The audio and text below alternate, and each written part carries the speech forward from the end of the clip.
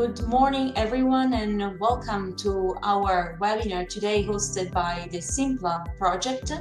It is a pleasure for me to be with you today. My name is Giorgia Rambelli. I'm part of the Covenant of Mayors Office and International Urban Cooperation Unit. And it is my pleasure today to discuss a little bit with you and to present the latest developments on the Covenant of Mayors for Climate and Energy in Europe, and specifically to dig a little bit more into how we are moving from the development and implementation of Sustainable Energy Action Plan to the development and implementation of Sustainable Energy and Climate Action Plans. To start, I would like to refresh our memory a little bit. What is the Covenant of Mayors for Climate and Energy? Well, it's an initiative, a movement that brings together local and regional authorities that are committed on a voluntary manner to implement climate and energy objectives on their territory. These objectives are in line with the European Union strategy and targets. What is in detail this movement, this community of committed cities? Well, it's first of all a movement that is bottom-up, shaped by cities and for cities, that shares a unique vision of a decarbonized and resilient future for cities, where citizens have access to secure, affordable, and sustainable energy. It's an inclusive community that has been growing exponentially since 2008 and that now counts over 6,500 signatories and represent roughly 210 million of citizens across Europe.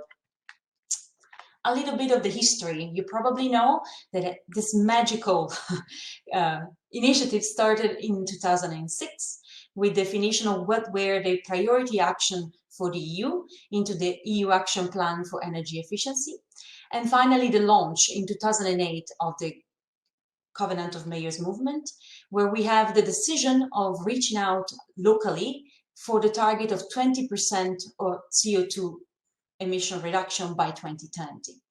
The family kept on growing in the future, and in 2014 there was a launch of the Mayors Adapt initiative that was looking not only into mitigating the effect of climate change, but also to adapting to the effect of climate change.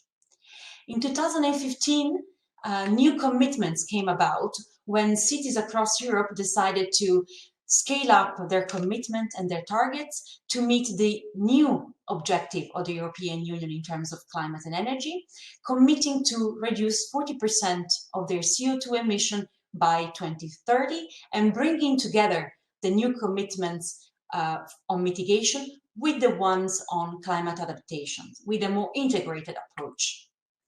So what are these new commitments that have started since 2015?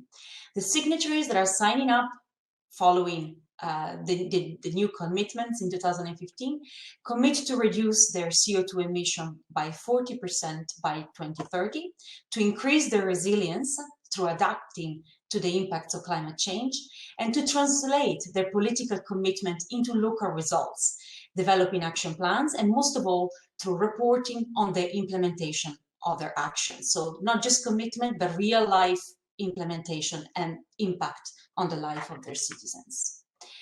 We all are familiar with the different steps of the Covenant of Mayors. We have three main steps.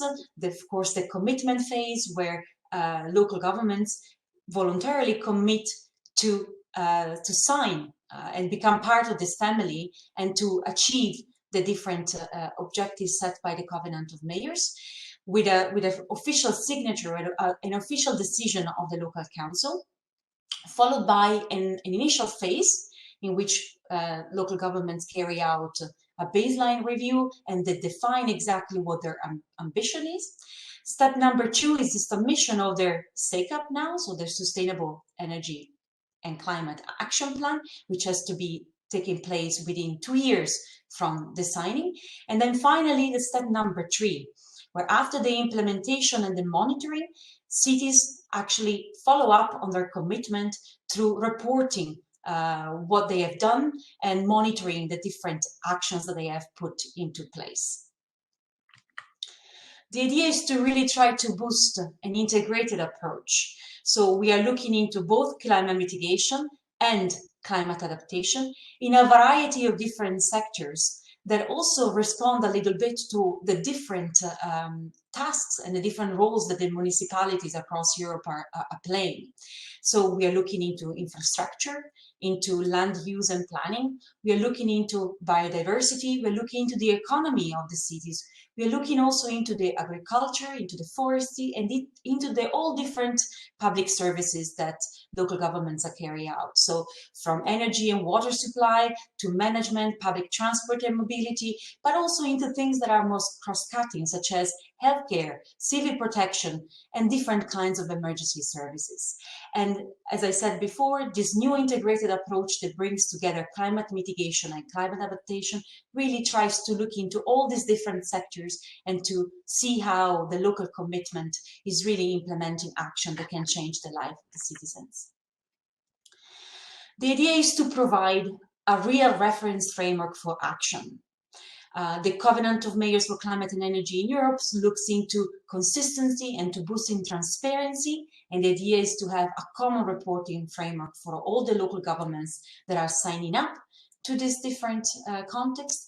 But at the same time, we are working hard to make sure that this framework is flexible, is adjustable, and that can be used by different local realities. We understand the diversity across Europe, and we want to make sure to have something that can cater for all the different needs.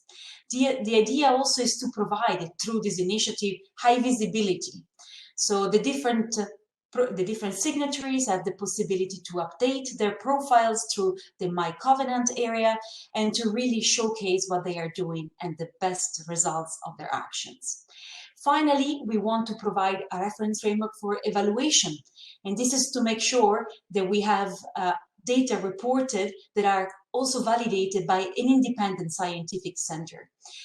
This independent scientific center is the one that belongs to the European Commission, the Joint Research Center, called JRC for short. And the idea is that there is a sort of a check on what is the compliance of the different signatories. So as you probably know, in case of not compliance, signatures can be suspended. This is to make sure that we also have a quality check on the results and on the different achievements that are being carried out within the framework of such initiative. The community, of course, of the Covenant does not only include cities that, of course, are the primary signatories across Europe, but also other actors such as regions, provinces, ministries that act as coordinator and as facilitator of these different groups. We also have different kinds of national facilitators. For example, Covenant of Mayors clubs, where cities and other actors come together and promote the initiative. But we also have partnership with academia and other kinds of partners, such as federations of companies, NGOs, different international networks, and a series of supporters that both at the European and global side bring an added value to the cities and to the towns and to the villages that are part of this initiative.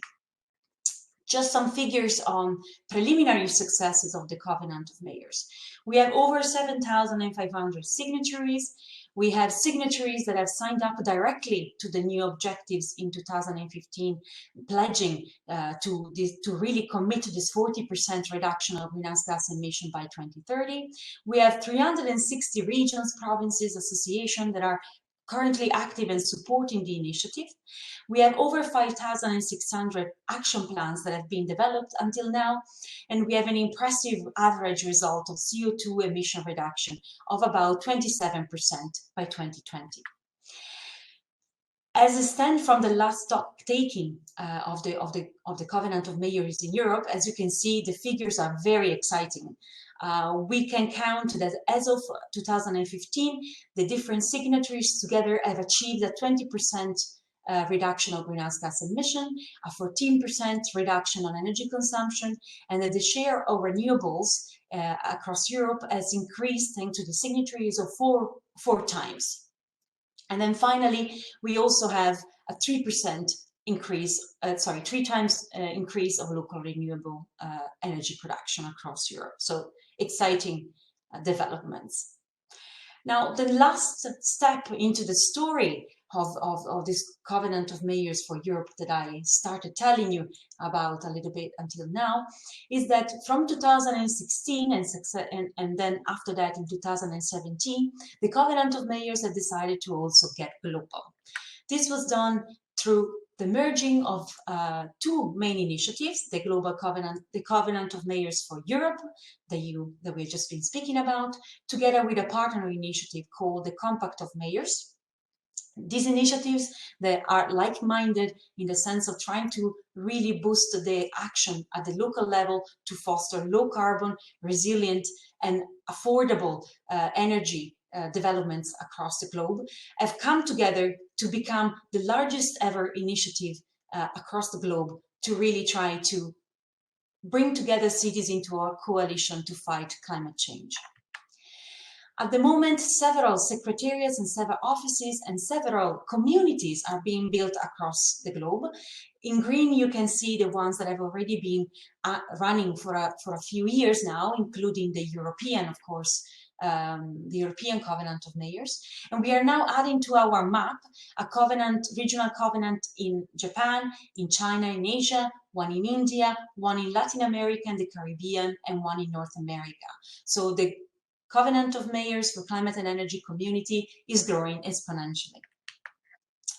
So the general vision that the European Covenant as well as the Global Covenant is putting now on stage is a world where committed mayors and local governments, together with different partners, are accelerating action that is ambitious, measurable, and reportable, both on climate mitigation and on climate mitigation.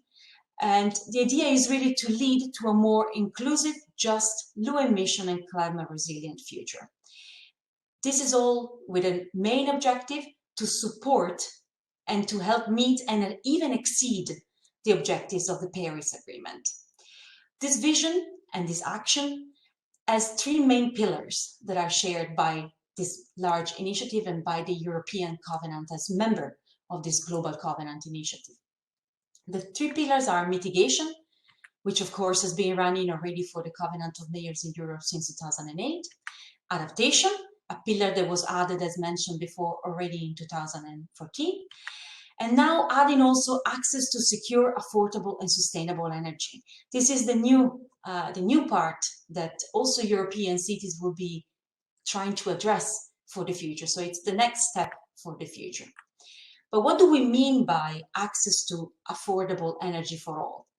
We in Europe, of course, interpret this specific access to affordable energy for all closely linked to energy poverty. Energy poverty, of course, is something that has been affecting local governments across Europe for a long time now. It deals with several different sectors and several different parts of the daily life of our citizens. We can see energy poverty in an inability of some of our most vulnerable parts of the society of not being able to pay for their heating, for their cooling, for their energy bill, but also on the way that they cannot maybe reach easily the public transport and to be able to have a proper mobility and a proper way to travel.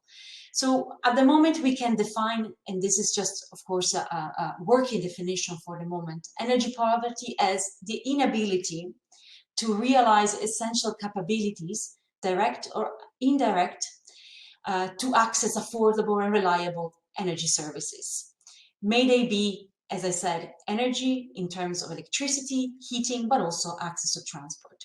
So the idea that we have with this new pillar in the European Covenant of Mayors is to try to address this cross-cutting issue, but also looking into the real social impact and what kind of policies should be integrated in the activities that have been carried out already in terms of reducing greenhouse gas emissions, but not only, going beyond that and trying to see how we can affect really the life of our citizens and especially the most vulnerable parts of our populations. For this specific pillar, the Covenant of Mayors Office is currently working together with the European Energy Poverty Observatory, which is an initiative again of the European Commission. It has been funded, and you can see the link over there, to support member states in their effort to combat energy poverty. The idea is really to improve in measuring, monitoring, but also into sharing good practices and best practices on how to tackle the issue of energy poverty. So this is a new space, and I would definitely invite you to have a look at the website and to see how things are shaping at the moment, to make sure that we really cater for the different needs to develop strategies that are efficient for the pillar on energy access. A group of practitioners will be consulted, the same way that a group of practitioners is being consulted also for anything that happens with, for example, the revamping of the different templates. And we will talk about how now the SEAP and the Secaps and this evolution have been carried out. But this group of practitioners, which are a group of experts that can come from cities, front-runner cities, from regions, from different kind of supporter and a different kind of expertise, both on mitigation and adaptation across Europe, come together to really contribute and consolidate the development of our initiative. These groups of practitioners are invited to give their input, for example, on methodological as well as strategic developments as relevant in the future. And as they were consulted for the development of the Secap from the SEAP side, now they will be consulted also on the access to energy pillar. So the next step will be not only to consult, of course, with the practitioner group, but also to support the development of capacity in terms of how to address energy poverty, really focusing on learning from real life expertise and experiences, but also to develop different kinds of indicator. And this is a more long-term work that we have kicked off, and it will continue until the end of 2018, trying to look for indicators that will be then, of course, reflected into the activities of the different signatories in the future, looking for something that is cross-cutting, easily manageable, so the cities can properly really act and also report on their actions, also on this pillar in an easy manner, but also looking into something that is non-compulsory, at least for the beginning, to ease in the process of this third pillar that is being addressed. Now, after this overall introductory phase, and I will invite you please to start already from now to pin down any question that you may have. As you know, after the end of my presentation, you will have the opportunity to type your questions into the chat box, and it will be my pleasure to provide you with answer, and maybe also hopefully with some inspiration for your activities for the future. So please start already pinning down any question that you have on this general introduction. Now we will move on looking into a little bit more what happened in this transition between the Sustainable Energy Action Plan and the Secap, the Sustainable Energy and Climate Action Plan. So, first of all, just to refresh your mind, all the signatories of the former Covenant of Mayors that is addressing exclusively energy and climate change mitigation, they have all committed to prepare a Sustainable Energy Action Plan. This is valid for all the commitments up to 2020. The signatories of the new Covenant of Mayors, so all of the ones that have decided to renew their commitment to the new phase or have signed up simply after the new Covenant of Mayors for Climate and Energy was launched, have instead committed to prepare and to implement this Secap, the Sustainable Energy and Climate Action Plan. And the idea is that this new plan addresses both the climate mitigation side and the climate adaptation side before 2030, so with a new timeline. The plan, the Secap, includes an assessment, of course, of the current situation, for example, the baseline emission inventory, and this, of course, is common to both the SEAP and the Secap, but it includes also a risk and vulnerability assessment for the adaptation part, which was not included in the SEAP, but now is present for the Secap. Of course, clearly identified goals and targets, And then finally, the different measures that are planned with a time frame, the responsibilities, the estimated impacts, and also an assessment where possible of how financially they will be carried out. So how they concretely will take place. So the new template is structured to provide a minimum reporting set of reporting requirements. So this is the general structure that you can see. The template is available, as you probably know, already for quite a few months in the resource library as a document, an Excel file that can be downloaded. But I'm also very pleased to let you know that an online version has now been launched, and I will show you where to find it later on. It's been now made available on the new and revamped My Covenant area, where you can find it already online, and you can already start filling your different information there. So the structure is providing you the minimum reporting requirements, as you can see.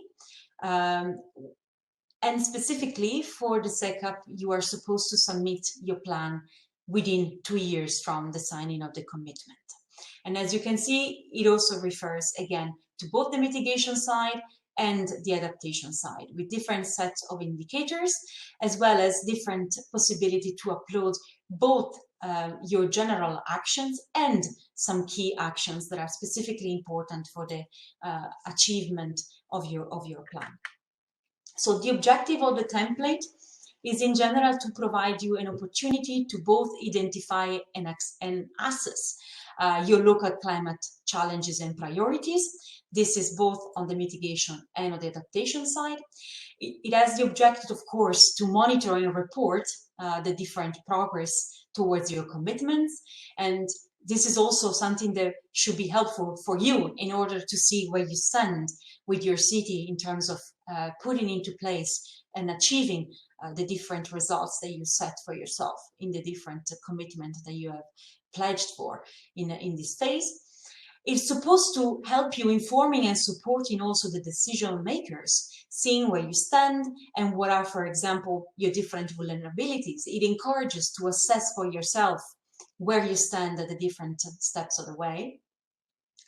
It has the objective to help you communicating results to the general public, because it gives you the opportunity to draw some nice graphic elements and you know, to be able to share them with your colleagues, to share them also with the general public to see where you stand.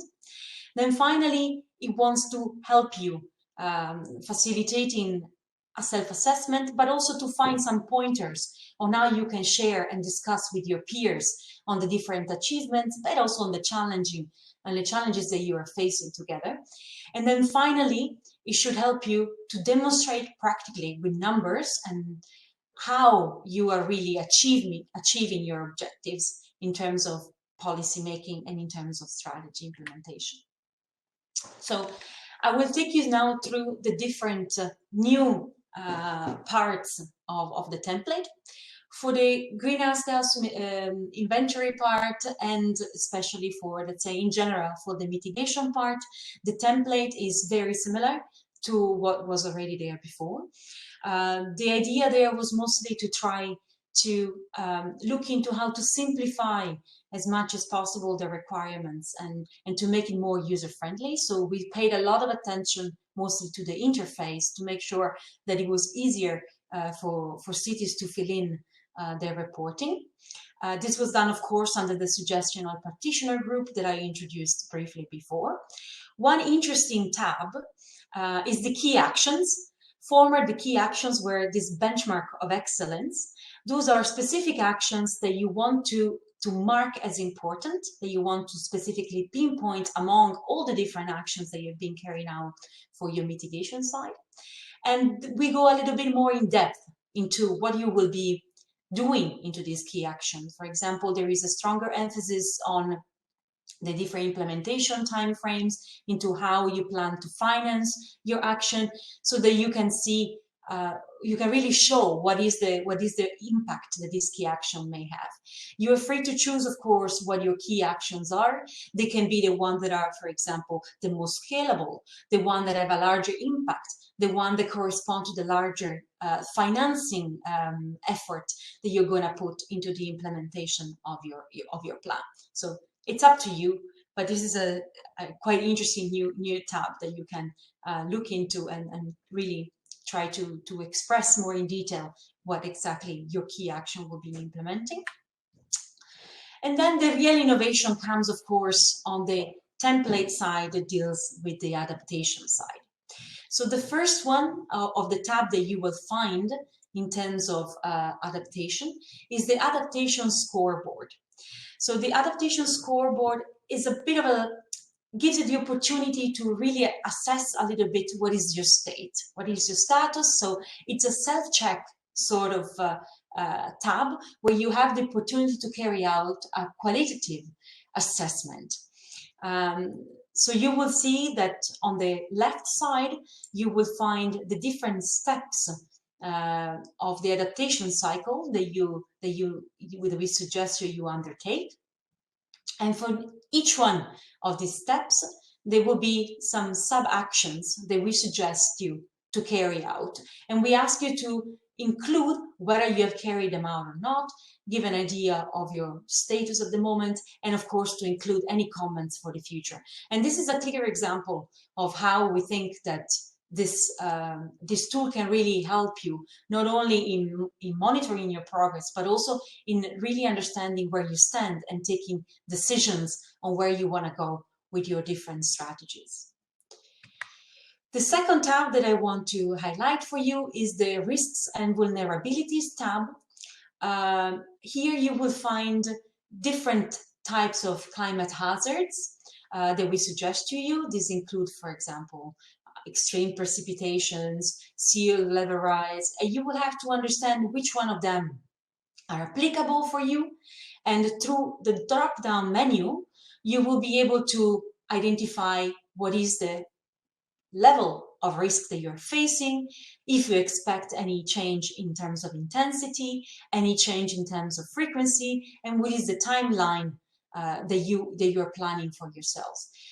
You will find also a column where you can outline different kinds of indicators related to the risk. There is, of course, an attachment to our template that will provide you an overview of possible risk-related indicators. All of them are suggested. You can also, of course, indicate your own, but just to give you some guidance on what type of risks you can really identify and what kind of indicators to use. So I think this is quite interesting as a new development. Finally, one more tab that we have added is the one that relates directly to the adaptation actions. So here you again have a series of different drop-down menus that you can go through. You will have the opportunity to choose the sector. So you can see, for example, here some of them are already identified. It could be on the waste sector, agriculture and forestry, health, environment and biodiversity, all of these different sectors that have been added into our now integrated approach to climate mitigation and adaptation are listed there.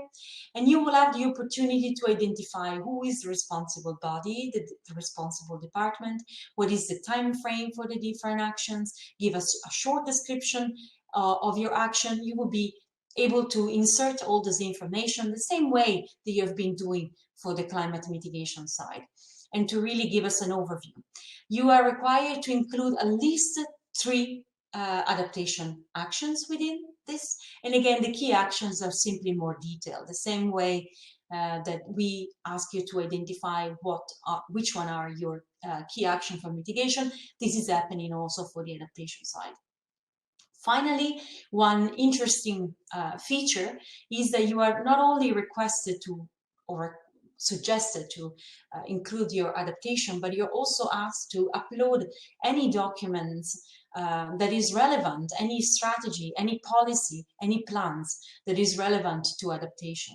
So we know that in some parts of Europe, for example, cities have been already required either by national regulation or simply already are more used to develop climate adaptation plans. And of course, they are invited to upload these documents.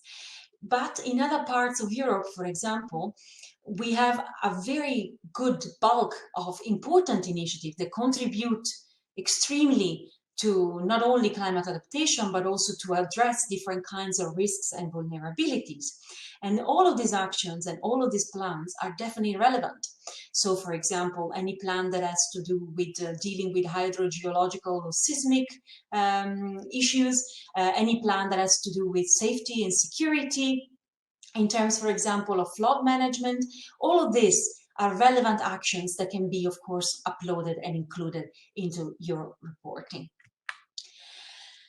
Now, let's go to the nitty-gritty of the submission process of this new Secap template. So the deadline, as I mentioned already, remain 1 year for the cities that are still required or suggested to submit their own SEAP, so the one that is still committed to the 2020 framework. For the cities that instead are submitting their Secap, so that have signed up to the new Covenant of Mayors for Climate and Energy objectives in the framework of the 2030 targets, they have 2 years following the date of local council decision to submit their SEAC, and this is indicated also in the adhesion document, of course. The Secap can be submitted. First of all, it can be uploaded as an Excel file, as a document. You could download it from the library for the past month, but it also now is available in a beta version through the My Covenant, so it will be available to be filled in online. So the new online My Covenant, and you can see a screenshot there, is being revamped both in terms of look and feel, but also it provides a simplified interface and an increased user friendliness. Now, at the moment, of course, the transition is still in phase, so there will be very soon the possibility to see whatever you submit in real life time, but for the moment it takes around a couple of days to see, of course, your new submissions online. But we are testing it out, and we really want to encourage you to also look into the different new features that are available, not only through the reporting, but also the different discussion forums that are there, the different resources that are available in the resource library, and to really try to also use your profile and use this instrument as much as possible to communicate and to learn and to exchange with your peers and with your colleagues across Europe that are facing similar challenges to you and are committing to implementing ambitious and transparent actions in the same way that your cities are doing so. Now, inviting you again to pin down any questions that you may have on the new Secap template and on the process and the transition that is being kicked off in this period, moving from this focus on mitigation to this more integrated mitigation and adaptation way of reporting and monitoring your success. I would like to remind you all a little bit of the different support and engagement opportunities that are possible. So a little bit of homework, but also an invitation to talk to us. We spoke a lot about the different steps that we ask you to self-assess within the Secap template. We invite you all to have a look at the Urban Adaptation Support Tool that was developed for the Covenant of Mayors for Climate and Energy, that will provide you with some guidelines on what is entailed into each one of the different phases and steps of your development of an adaptation strategy for your city. So check it out. That's my invitation. I've also put an emphasis on how, for example, especially for key action, we're asking you to give us an idea of how you're planning to implement your different activities and how you're planning to finance them, for example.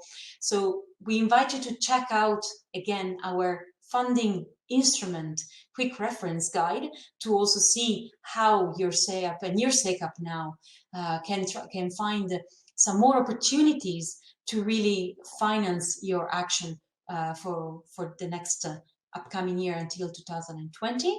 So again, encouragement to check this one out. I already mentioned the revamped My Covenant and the different opportunities, not only to start reporting for your Secap there, but also to look into exchanging with your peers through discussion forums, the resource library with different kinds of resources. So another invitation here, this is a good support instrument for you. Please make sure you take advantage of it.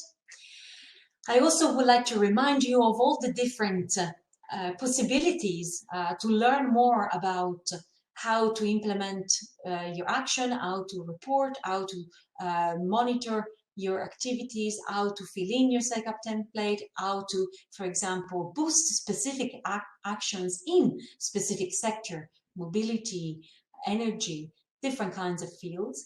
The Covenant of Mayors is providing you with a series of webinars taking place regularly, as well as workshops, not all of them in English, many of them in your own national language, many of them taking place either online or even in your own countries. So always keep up to speed with the different activities. There is a lot of opportunities for you, not only to learn, but also to exchange and to give us an idea of the great work that you are doing. We also invite you to take advantage of the different working groups and of the different city twinning programs that are launched regularly and that you can apply for. Finally, very, very important, support the signatories, a direct line with us, the help desk. We have a general help desk, as you probably know, but also some country-specific one that will be able to give you answers also in your national language for Italy, Spain, Germany, and Austria. We also have, of course, very close cooperation as Covenant of Mayors Office with the Joint Research Center that provides a first, second line technical support. So any question that you might have on the specificity of how to fill in the template, on how to collect the data there for the different sectors, any doubts that you might have while the guidance document for the Secap is being prepared, please don't forget we are there to help you, and we will be more than delighted to be at your service and try to support you in this process and in this transition moment. Finally, one more general opportunity that I want to highlight to you. I already mentioned that the Covenant of Mayors in Europe is part of this larger family now, the Global Covenant of Mayors for Climate and Energy, which is setting up Covenant of Mayors regional offices and communities across the globe. One specific survey is now made public on the Global Covenant of Mayors website, looking into possibilities to have some pointers for a reporting framework that could be applicable for all the different regions. And it includes recommendations that look into greenhouse gas emission inventories, how to set targets, how to assess vulnerability and risk, but also into the development of plans for both climate mitigation, adaptation, and energy actions access. This is a consultation opportunity that is coming up and is being rolled out globally. So should you be interested in looking at this survey and provide your feedback and your recommendations, this is a great opportunity for doing so. And then finally, I would like to invite you to visit our revamped website, same address, all new look, and to really have a look at it and see how the different resources and the calendars of events, everything is now showcased. And again, make sure that you bookmark it in your browser. It's very lovely website, and it will provide you with a lot of ideas and a lot of opportunities to engage and to learn more about this transition moment, how the next steps will look like, and to engage. So that's it from my side. Thank you very much. Please do not hesitate to contact us and to contact me should you have any questions. And I look forward to exchanging with you, and I'm opening now the floor for questions. Thank you very much.